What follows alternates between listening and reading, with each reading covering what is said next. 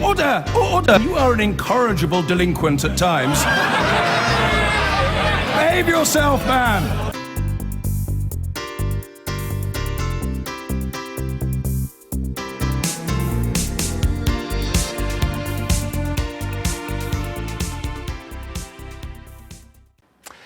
Now, it has not been the best week for Donald Trump in the polls. Support for him appears to be slipping in swing states. So let us take stock and go to our weekly look at the US presidential election. We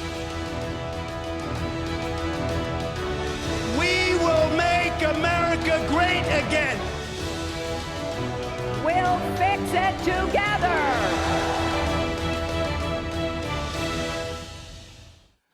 Well, there's still plenty of time to go, and there are two more debates, one of which is this Sunday, but we have two folks over from the US to discuss how the two main candidates are doing. Mike Zinn, who's a former spokesman for the Obama campaign, and Alex Swire, a reporter at the Breitbart News Network, who's been following the Trump campaign. Good evening to you both. Can we just start by taking stock as to where you think the candidates are? Alex, how do you think Trump is doing at the moment? Do you think he is slipping?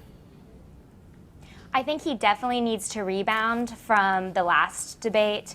He needs to definitely focus on not being on the defensive and go on the offensive, and that's something that we saw his running mate, Governor Mike Pence, do on Tuesday. So I think if he takes note and studies up, he might improve his poll numbers after Sunday.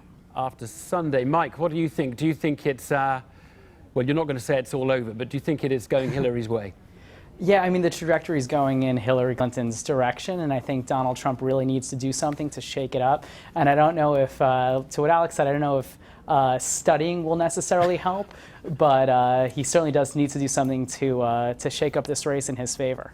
Okay, well, we asked you both to give us your moments of the week. Alex, you told us you picked a clip. It's a telling moment in the vice presidential debate, which was this week. So let's take a look at that.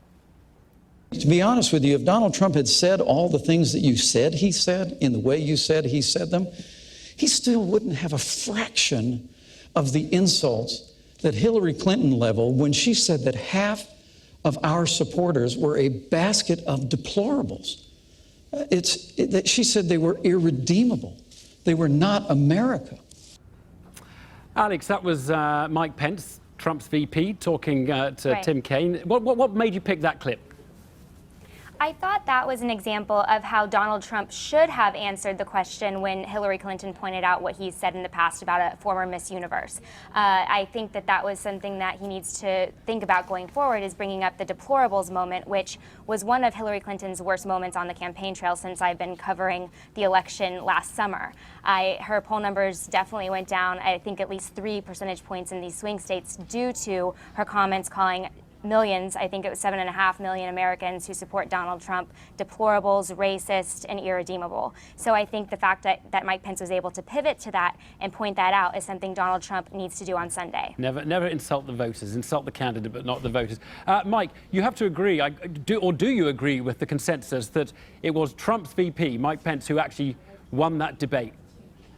You know, I think Tim Kaine did what he needed to do during that debate, and he made the choice very clear. I think it's very difficult when you're debating someone like Mike Pence, who continually just did not tell the truth or denied reality. He denied what was in books that Trump has written. He's denied that Trump has said things.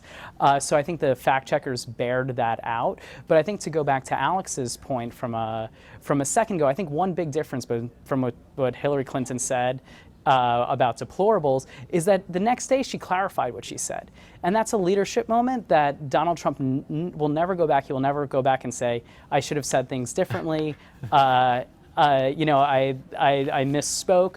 That's not something he's done as a candidate. It's not something he's done as a businessman. Sorry doesn't come into his, it doesn't come very No, easy. it does not. He does not say sorry. But Alex, I'm interested, I bet if we really push you, you'd say when you watched that debate, you thought, I wish Mike Pence was the Republican nominee rather than Donald Trump, didn't you? You know, as a reporter, I don't really have an opinion on if Donald Trump or Mike Pence should be at the top of the ticket, but I can tell you that I did see a lot of people who I'm friends with on social media, sources even, who were part of the Never Trump crowd, who were so impressed with Mike Pence, they said they might show up just because of him. Right. Okay, let's go to the sorry, let me just go to the second moment of the week, because Mike, we've got yours. You picked the New York Times report, something to do with tax. Let's take a quick look at something on that. Thank you. Donald Trump quite possibly could have avoided paying a dime of federal income taxes for 18 years. Trump claimed a $916 million loss in 1995 after poorly managing his businesses in the early 90s. Because he declared that hefty loss, the Times found that the Republican nominee could have taken advantage of portions of the country's income tax code that are particularly helpful to wealthy filers. Mike, the New York Times certainly thought this was sort of game-changing moment in the campaign. Yeah. Do you think it was? Well, I mean, in America, we have a historic precedent of pretty much every presidential candidate in the modern era releasing their taxes. Not pretty much everyone. Everyone has. Richard Nixon releases his taxes when you're not meeting the transparency that Richard Nixon abided by. You know you're in trouble. But I think beyond that, he's billed himself as a businessman. He writes off $1 billion, and he doesn't even pay. He pays no taxes, or potentially doesn't pay taxes for as much as 2 decades. So he didn't release his taxes because he clearly had something to hide, and he wasn't. What we don't know is the extent of it. Was this an isolated incident? Has he not paid taxes in 20 years, 30 years? That's a question for Trump, and he's been totally unwilling to meet the disclosure level that every other candidate has. Alex, it's interesting, this one. It's a sort of dream for the Democrats, because not only has he not paid tax, but he actually wasn't that great a businessman. He lost $1 billion in that year as well. What do you think this damaged him? Yes and no. I do agree with Mike that transparency in tax returns is something the voters wanted to see. Last month, several polls suggested even the majority of Republicans and Democrats thought that Donald Trump should release his tax returns. However, there's been 3 national polls taken since the New York Times report on October 1st. And in those 3 polls, I don't think the Hillary Clinton campaign has seen or been able to capitalize on this news breaking. For example, one poll has Donald Trump up 2 points. Another poll has the 2 candidates tied, and the last poll does have Hillary Clinton up 3 points, but that's still within the margin of error. Alex, Mike, thank you for our weekly dose of US presidential elections. Thanks both very much. Thanks for having me.